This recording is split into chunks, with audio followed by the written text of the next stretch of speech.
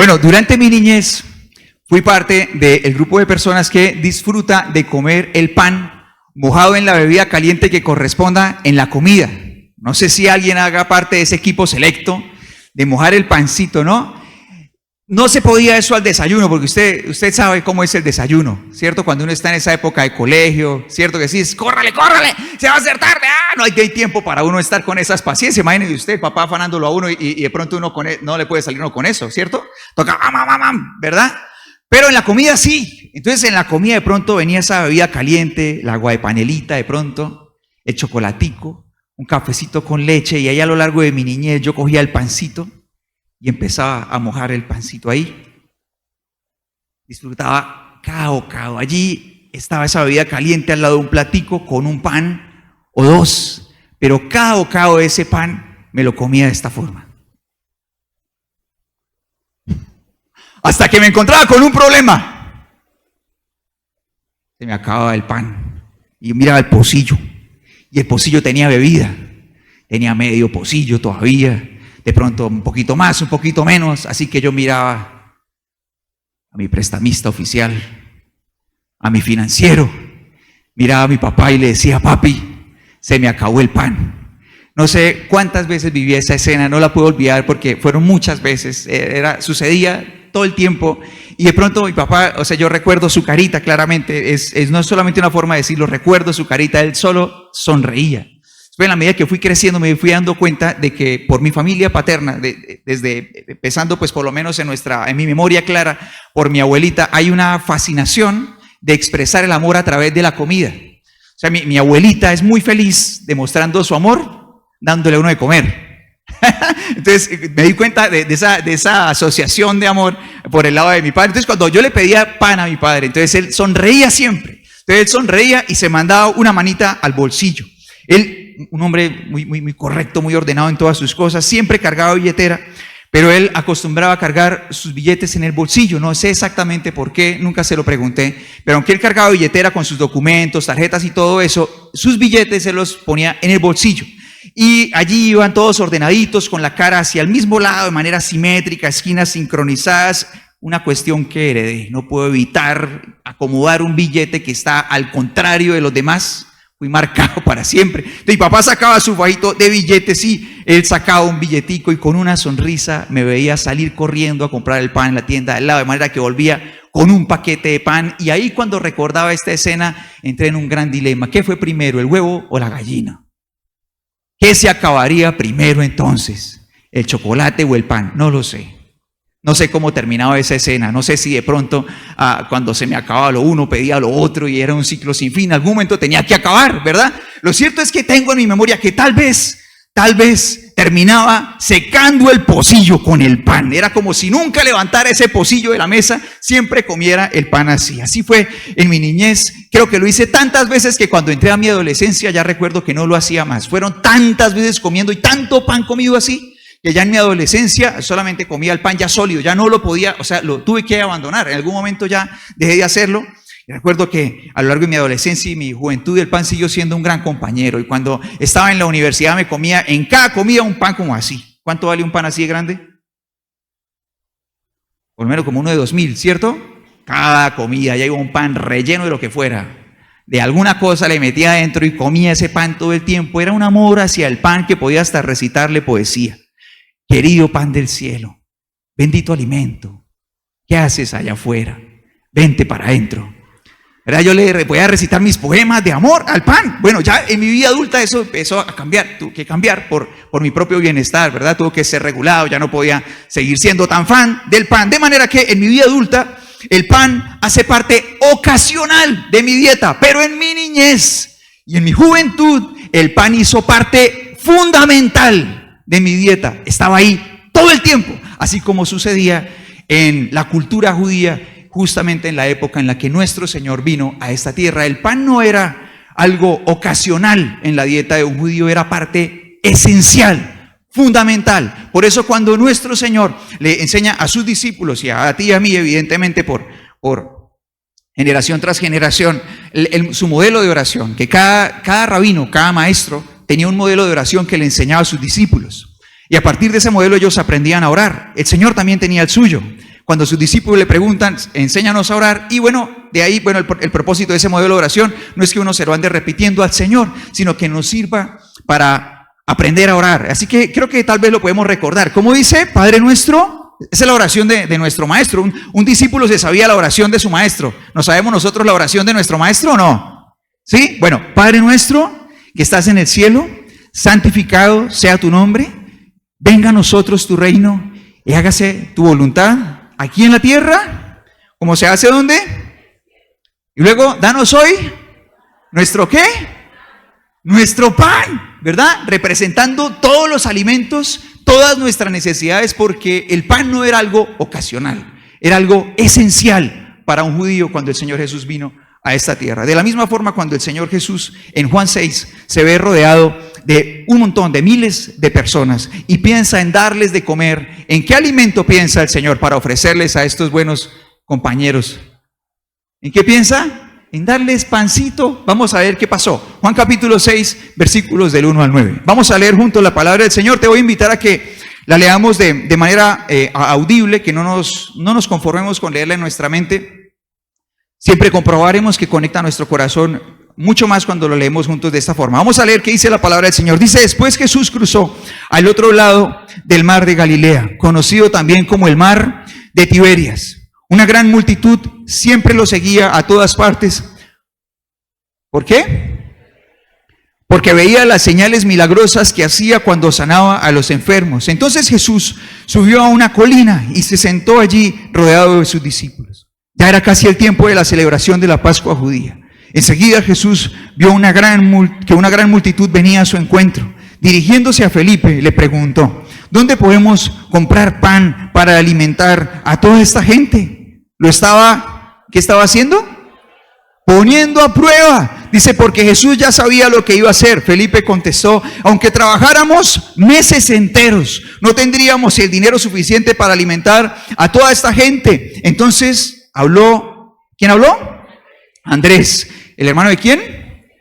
Y dijo: aquí hay un muchachito que tiene 5 panes de cebada y 2 pescados, pero ¿de qué sirven ante esta enorme multitud? ¿Cuántas veces habrá sonado una frase de menosprecio como esta?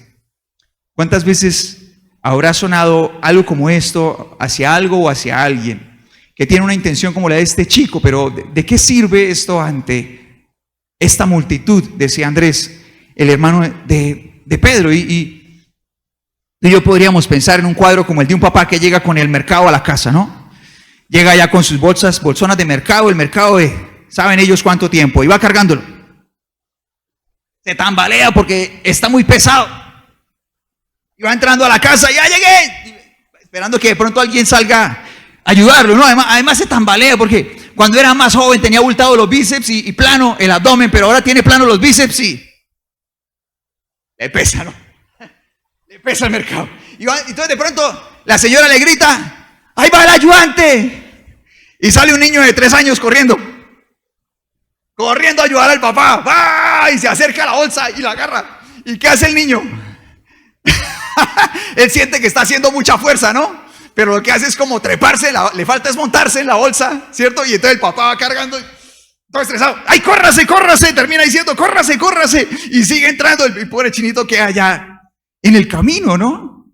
Y termina perdiéndose una gran oportunidad, termina menospreciándose a un corazoncito que quiso ayudar, ¿verdad?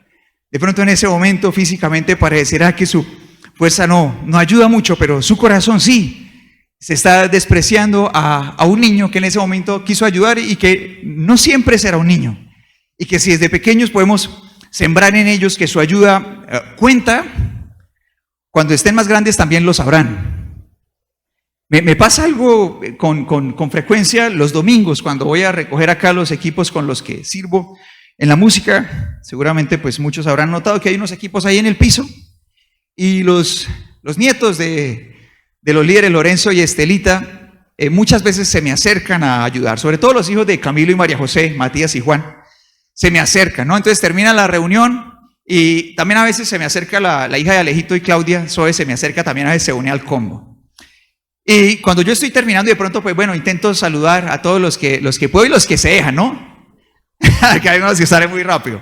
Bueno, entonces estoy saludando y cuando yo oigo una vocecita, sobre todo el más chiquito, o a veces Matías también, ¡Patol! Empieza a decir. Ya reconozco esa voz, sé para qué, está acá parado, por acá o por allí, en algún lado, señalándome que a qué hora me viene a ayudar. La idea es que ellos quieren ayudarme a desconectar todo y guardarlo en la maleta que está allá, desconectar todo y guardarlo. Así que un día quisieron ayudarme, no recuerdo exactamente por qué, pero desde el primer día quise su ayuda. ¿Cuánto cree usted que me puedo demorar con ellos en relación a lo que me podría demorar solo?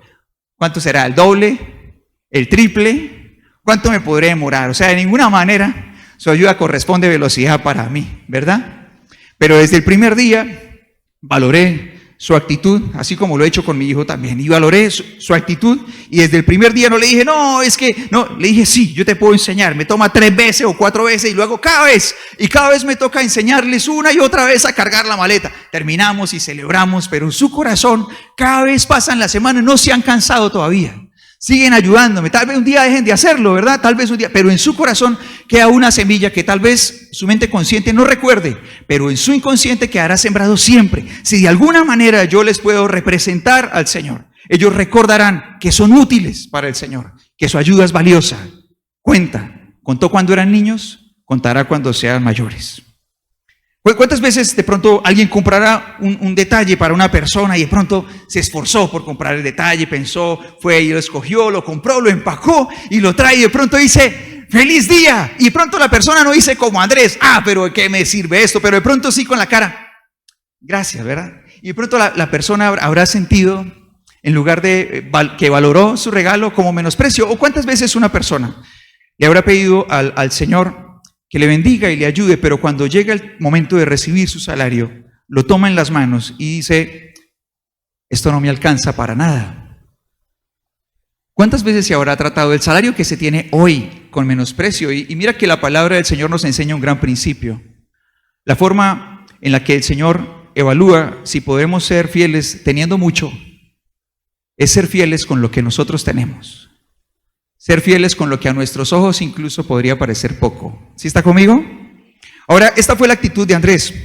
Andrés vio a este chico con 5 panes y 2 peces y su actitud no fue de expectativa, de ilusión, de emoción o de motivación hacia ese chico, sino que fue una actitud de menosprecio. Ahora veamos cuál fue la actitud del Señor Jesús. Vamos a leer lo que dicen los versículos del 10 hasta el 13. Vamos a leer juntos. Dice, Jesús dijo, díganles a todos que se sienten. Así que todos se sentaron sobre la hierba en las laderas. Solo contando hombres sumaban alrededor de, ¿cuántos eran? Solo contando hombres. Luego Jesús tomó los panes y los menospreció. Se preocupó, se quejó, hizo mala cara. ¿Qué hizo el Señor? Dio gracias a Dios. Y empezó el milagro, mi amado. Empezó el milagro. Ellos vieron entrar 5 panes y de pronto estaban listos. Bueno, vamos a ver qué va a pasar acá. Los discípulos, y el Señor empieza a partir pan tras pan, y de manera ilógica no paraba de salir pan de las manos del Señor. Y empiezan a repartirlo. Dice la palabra del Señor, y todos comieron. Dice, después hizo lo mismo con los pescados, y todos comieron ¿cuánto? Cuanto quisieron, una vez que quedaron satisfechos.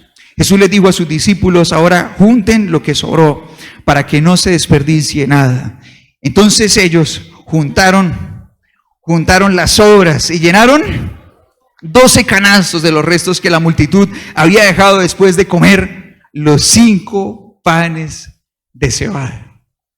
Si el Señor les hubiera dicho a mis padres el primer día que juntos asistieron a una iglesia a escuchar la palabra de Dios, a buscarlo y a conocerlo, si el Señor les hubiera dicho un día, a través de ustedes bendeciré tantas familias como ustedes no podrán calcular, perderán la cuenta de a cuántas personas ustedes han bendecido. Tal vez mis padres hubieran podido pensar, ¿cómo va a ser posible? ¿De qué puede servirte nuestro hogar, nuestro matrimonio, si estamos rotos, si estamos luchando por no separarnos? Hubieran podido pensar eso, pero eligieron poner sus vidas en las manos del Señor. Un día tomaron esa decisión de sinceramente entregarse a Cristo, decisión que siempre es motivo de mi gratitud. sin vacilar. No fue una decisión de asistir a un lugar, fue una decisión de entregarse a Jesús. Yo vi a un hombre y a una mujer entregar su vida al Señor, y sucedió que esos pancitos y esos peces que estaban en las manos del Señor y que podrían parecer poco para tanto, empezaron a florecer en las manos del Señor. Y no solamente a convertirse en bendición para ellos mismos y para su hogar, sino para otras personas. Hoy tú y yo estamos en una casa que fue construida por la bendición del Señor, bajo el ministerio de esta pareja, de un hombre y una mujer que amaron a Dios.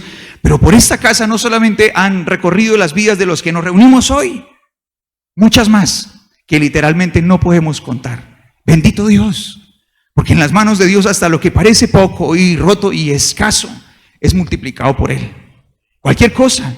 Ahora creo que tal vez por lo menos varios de nosotros podemos decir que lo mismo ha sucedido con nuestras vidas. No sé si alguien pueda decir lo mismo ha pasado conmigo.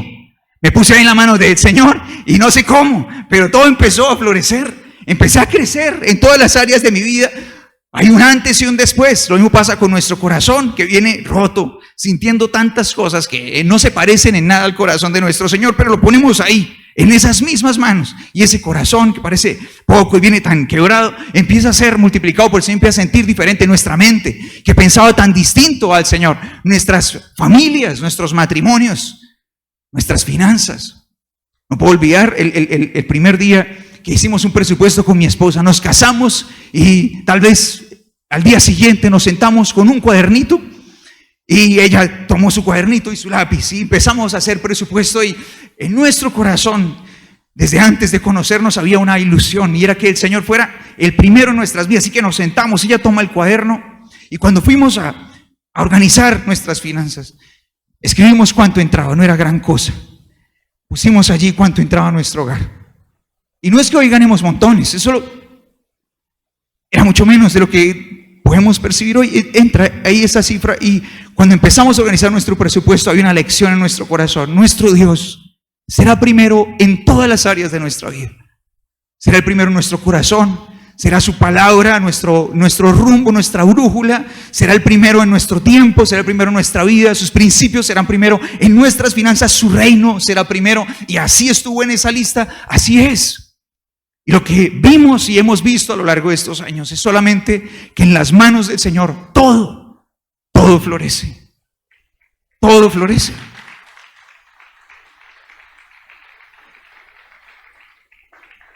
Hoy en el área financiera no es que ganemos montones de dinero, pero hemos sido bendecidos. No puedo evitar decirlo, hemos sido bendecidos por Dios. Y podemos encontrar su mano generosa. Es como que vemos lo que dice la palabra del Señor en el libro de Josué, que si procuramos con todo nuestro corazón a vivir su palabra, todo lo que hagamos prosperará, será bendecido por Dios. Es inevitable, y eso va sucediendo. Vamos encontrando en cada área de nuestra vida que la bendición de Dios no es suficiente, que la bendición de Dios tampoco es abundante, que la bendición de Dios es sobreabundante.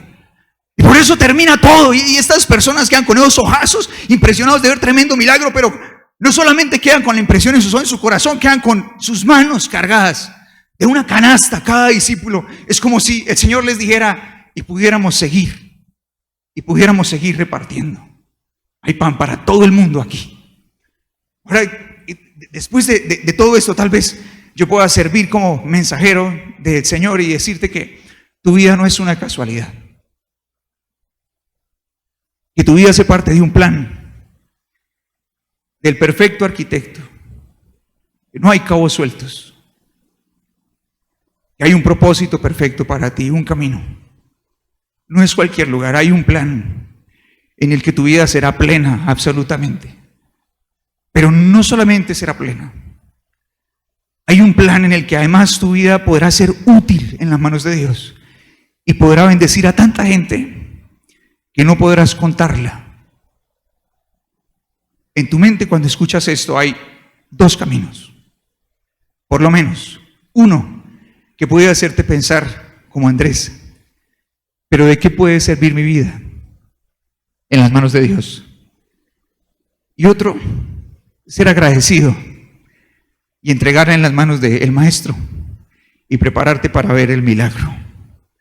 Ahora, cuando estas personas están allí frente a esto, tú y yo nos damos cuenta de que ellos venían siguiendo al Señor Jesús. Tienen una razón muy poderosa muchos para venir al Señor. Habían visto muchos milagros de sanidad de parte de Dios, pero ahora han sido alimentados por Él. Entonces ellos tienen una intención en su corazón y ellos desean hacerlo su rey. ¿Quién desea que el Señor Jesús sea el rey de toda su vida? Muy bien, ahora nos conviene hacernos una pregunta. ¿Por qué? ¿Por qué quisiéramos hacer de Jesús nuestro rey? Porque tú y yo entendemos claramente que con o sin nuestra aprobación, Jesucristo es el Rey de todos los reyes y es el Señor de todos los señores. Pero cuando estas personas tienen la iniciativa de hacerlo Rey, al Señor no le gusta su idea. Y por eso se escabulle de ese lugar y los deja solos. Se va. Ahora, para tú y yo poder entender por qué no le gustó la idea y qué estaba pasando, tú y yo tenemos que ir al siguiente día. Pasa la noche y el Señor cambia de costa del mar, caminando sobre el agua, y llega al otro lado. Así que todos lo están buscando en la costa donde lo habían dejado. Se dieron cuenta de que no había barco para él, así que se dan cuenta de que no está ahí, van a la otra costa y al siguiente día sucede lo que dice en el versículo 25. Necesitamos ir ahí para entenderlo. Vamos al versículo 25 y vamos a ver qué dice la palabra del Señor hasta el versículo 31. ¿Estamos listos? ¿Estamos listos? Muy bien, vamos a ver qué dice la palabra del Señor. Dice, lo encontraron al otro lado del lago y le preguntaron, Rabí, ¿cuándo llegaste acá? Jesús les contestó, les digo la verdad, ustedes quieren estar conmigo porque les di de comer, no porque hayan entendido las señales milagrosas. No se preocupen tanto por las cosas que se echan a perder, tal como la comida. Pongan su energía en buscar ¿qué cosa? No, alguien que lo diga más fuerte. ¿En buscar qué cosa? La vida eterna que puede darles el Hijo del Hombre. Pues Dios Padre me ha dado su sello de aprobación. Nosotros también queremos realizar las obras de Dios, contestaron ellos. ¿Qué debemos hacer? Jesús les dijo, la única obra que Dios quiere que hagan es que crean en quien Él ha enviado. Si quieres que creamos en ti, le respondieron, muéstranos una señal milagrosa. ¿Qué puedes hacer? Después de todo, nuestros antepasados comieron maná mientras andaban por el desierto y las escrituras dicen, Moisés les dio de comer pan del cielo. Así que tú y yo nos damos cuenta de que lo que había sucedido el día anterior era mucho más que un gran banquete. Era mucho más que un gran banquete generoso.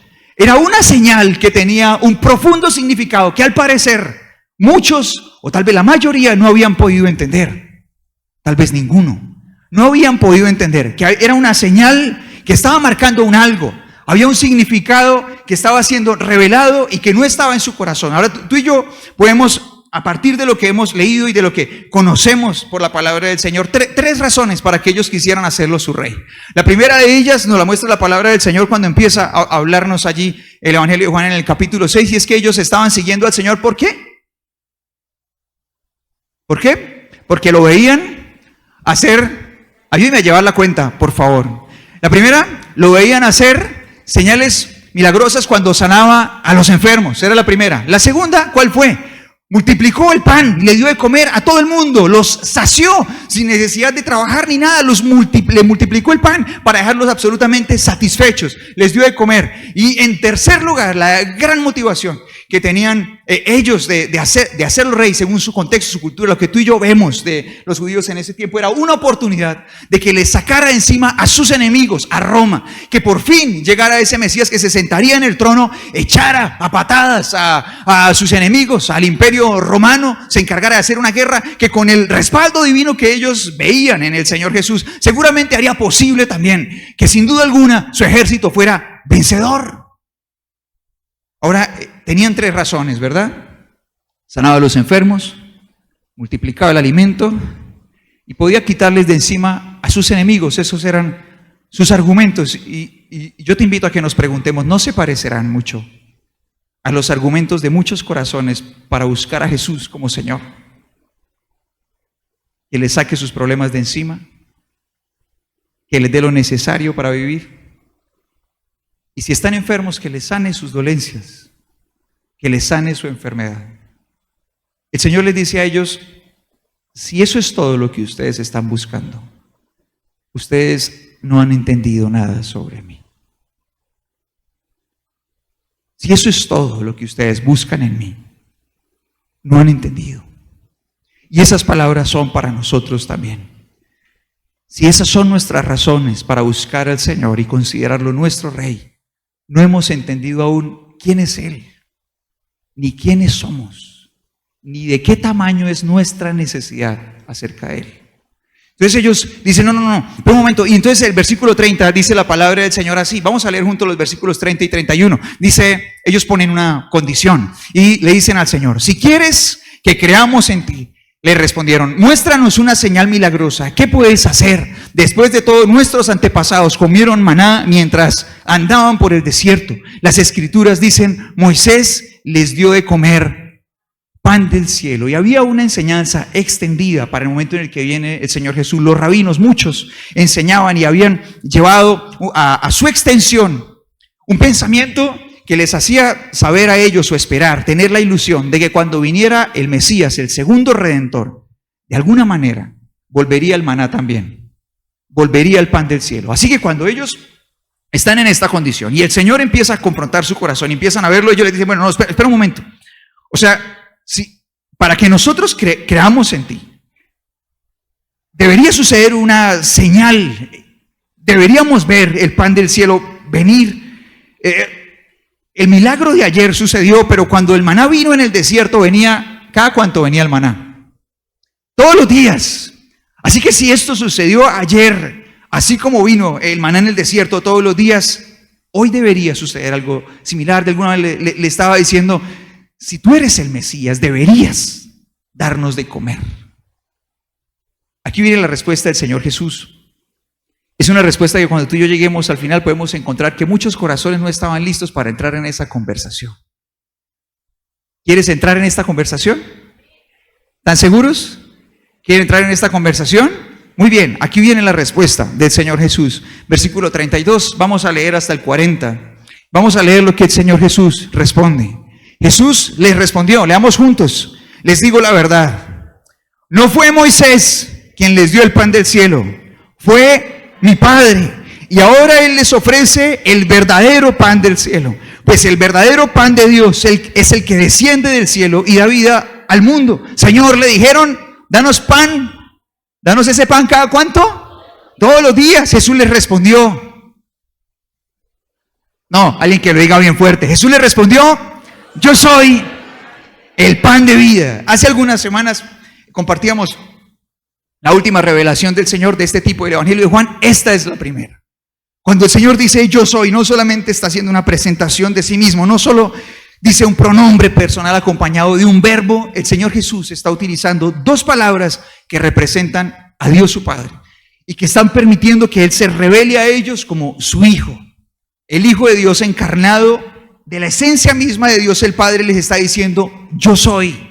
Pero además de eso agrega una revelación y esta vez dice, yo soy el pan de vida. El que viene a mí nunca volverá a tener hambre. El que cree en mí no tendrá sed jamás. Leemos juntos. Pero ustedes no han creído en mí, a pesar de que me han visto. Sin embargo, los que el Padre me ha dado vendrán a mí y jamás los rechazaré. Pues he descendido del cielo para hacer la voluntad de Dios, quien me envió, no para hacer mi propia voluntad. Y la voluntad de Dios es que yo no pierda ni uno solo de todos los que Él me dio, sino que los resucite en el día final. Pues la voluntad de Dios es que todos los que vean a su Hijo y crean en Él, tengan ¿qué cosa? Alguien que lo diga fuerte, tengan ¿qué cosa? Vida eterna. Y yo los resucitaré en el día final. Así que no fue Moisés quien les dio el pan del cielo. El verdadero pan del cielo no era entonces el maná. ¿Quién es el verdadero pan del cielo? Así que el verdadero pan del cielo no es algo, es alguien. Nuestra verdadera necesidad no es de algo. Nuestra más profunda necesidad es de alguien. ¿Y por qué el Señor Jesús decía que el que viene a mí no tendrá hambre, el que viene a mí no tendrá sed jamás? ¿Será que se está refiriendo el Señor a que con un día que nosotros tengamos un tiempo con Él y hagamos una oración sincera y tengamos un momento de conexión con Él, será suficiente para nunca más venir a Él, nunca más tener tiempos de conexión con Él, sino que ya para siempre estamos llenos? ¿Se referiría a eso el Señor Jesús? No se referiría a eso. Se referiría a que es suficiente con que yo de manera ocasional lo busque, de manera personal o como iglesia, igual siempre estoy satisfecho. ¿Se referiría a eso el Señor Jesús? No, se referiría a que de la misma forma en la que sucedió allí, en ese lugar, cuando cada persona en Israel se levantaba a buscar ese pan todos los días, cada hijo de Dios no necesitaría una alacena para amontonar lo que el Señor iba a proveer para llenar su corazón, sino que lo que necesitaba todos los días era fe.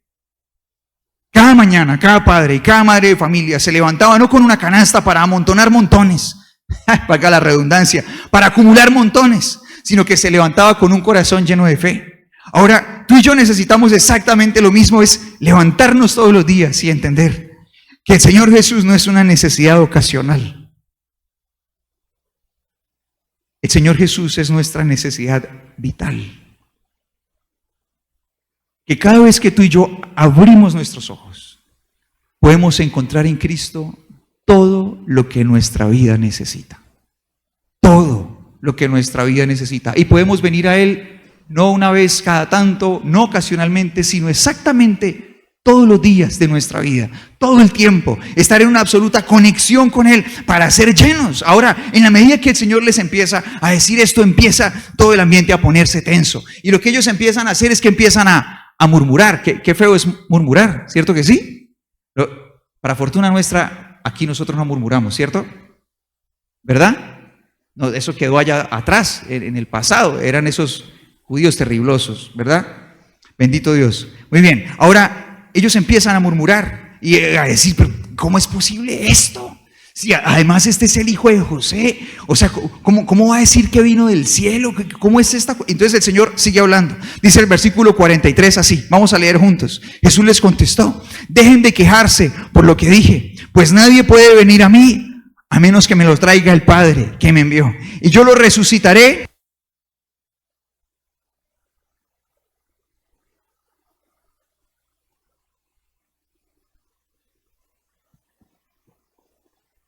Tal vez alguien lleve la cuenta de cuántas veces el Señor ha dicho esta frase mientras está hablando en esta ocasión. Todos los que escuchan al Padre y aprenden de Él vienen a mí. No es que alguien haya visto al Padre, solamente yo lo he visto, el que Dios envió. Les digo la verdad, todo el que cree tiene vida eterna. Sí, yo soy el pan de vida. Sus antepasados comieron maná en el desierto, pero... Leamos juntos. Dice, sus antepasados comieron maná en el desierto, pero ¿cuántos? Todos murieron. Sin embargo, el que coma el pan del cielo nunca morirá. Yo soy el pan vivo que descendió del cielo. Todo el que coma de este pan vivirá para siempre. Y este pan que ofreceré para que el mundo viva es mi carne. Dice, es mi carne. Ahí, mis buenos amigos, ahí. Para que el mundo viva es mi carne. Ahora el Señor les permite entender algo muy importante. ¿Y cuántos de los que comieron del maná en el desierto murieron? ¿Cuántos? Todos murieron. Algunos llegaron al lugar de la promesa. El Señor los sacó de la esclavitud para llevarlos al lugar de la promesa. Había un recorrido que era un desierto y necesitaban el alimento que el Padre proveería. Y aunque el Señor tenía un plan, no todos llegaron allí. Es más, aunque todos murieron, no todos llegaron a la promesa. La palabra del Señor nos muestra que hubo muchas personas que fueron sacadas por el Señor, tenían un destino, una promesa, que fueron alimentadas por Dios, que tuvieron salud de parte de Dios, que fueron guardadas de sus enemigos, que tuvieron la dirección del Señor y aún así murieron en el desierto sin vivir nunca la promesa, porque sus corazones fueron rebeldes al Señor. Ahora tú y yo tenemos el pan de vida y el Señor nos rescató para llevarnos a un destino precioso que el Señor dice una y otra vez aquí. Y el Señor nos lleva a ese destino. Recorremos una vida que muchas veces es como ese desierto hostil, pero hoy tú y yo tenemos el pan de vida para que nada nos falte. Así que no tendría por qué suceder que una vida que ha oído de Cristo y sabe acerca de Él, esté naufragando, esté hundiéndose, esté muriendo en medio del desierto. No hay razón para que los sueños de una persona, su propósito de vida, se esté destruyendo en esta vida. Si ha oído de Jesús, no hay razón para que un hogar, un matrimonio, una pareja, dos personas que se aman y caminan con Cristo, se estén hundiendo en esta vida sin llegar a destino. No hay razón. No hay razón para que una familia que tiene el pan de vida se hunda en medio del desierto, en medio de las dificultades, se hunda. Si tiene a Cristo, ¿por qué sucedería? Si lo tenemos todo, y tal vez tú y yo podamos entender, de acuerdo a la palabra del Señor, que la barrera podría ser un corazón rebelde, que no quiere venir a Jesús, que ha oído de Él, pero no quiere venir a Él, alimentarse de Él todos los días. El recorrido del desierto era imposible para Israel sin alimento, era imposible. Igual, la vida es un recorrido imposible sin Cristo. Es un recorrido imposible sin Jesús. Ahora el Señor le sigue diciendo, utilizando la analogía de la comida, ¿no? Que cada vez se hace más profunda. Y el Señor les está diciendo, el pan que yo les doy es mi carne. No es la primera vez que en la palabra del Señor utiliza la comida para entender de esa relación profunda que necesitamos tener tú y yo con Él, ¿no? Cuando tú y yo en diciembre estamos comiendo comida navideña y uno se come un tamal, ¿verdad? Nadie puede pensar, bueno, este tamal quiero que me aparezca por este lado, para que los buñuelos me aparezcan por el otro. Quiero esconder estas galletas por aquí atrás mejor. Nadie puede tener el control de lo que come y distribuirlo. Cada quien, cuando come algo, pierde el control de lo que come una vez lo pasa de su boca. Y hará un efecto en su interior, para bien o para mal. Ahora el Señor está hablándonos de una relación con Él tan profunda, que no es a nuestra elección lo que sucede cuando tú y yo venimos a Cristo y nos alimentamos de Él. No es que afecta una parte elegida de nuestra vida. Cuando hay una conexión tan profunda como la que el Señor nos está diciendo, el milagro sucede en toda nuestra vida. Nos nutre por completo, somos transformados de manera íntegra, no es una sola parte de nosotros. Así que el Señor sigue hablándoles a ellos, dice el versículo 53 así, dice, por eso Jesús volvió a decir, les digo la verdad, a menos que coman la carne del Hijo del Hombre y beban su sangre, no podrán tener vida eterna en ustedes, pero todo el que coma mi carne y beba mi sangre, ¿tendrá qué cosa? Ahora, ¿podemos ver qué es lo que realmente le importa al Señor Jesús? ¿Si está conmigo o no? ¿Ha visto cuántas veces lo ha dicho? Dice, ¿y yo qué? Ojalá en casa tú y yo tomemos este texto bíblico y veamos cuántas veces el Señor dice esta misma frase. Dice, pues mi carne es verdadera comida y mi sangre es verdadera bebida, y todo el que come mi carne y bebe mi sangre permanece en mí y yo en él. Yo vivo gracias al Padre viviente que me envió. De igual manera, todo el que se alimente de mí vivirá gracias a mí. Yo soy el pan verdadero que descendió del cielo. El que coma de este pan no morirá, como lo sucedió a sus antepasados, a pesar de haber comido el maná, sino que vivirá. Alguien que lo diga fuerte, vivirá para siempre. Jesús dijo esas cosas mientras enseñaba en la sinagoga de Capernaum. Muchos de sus discípulos decían, esto es muy difícil de entender.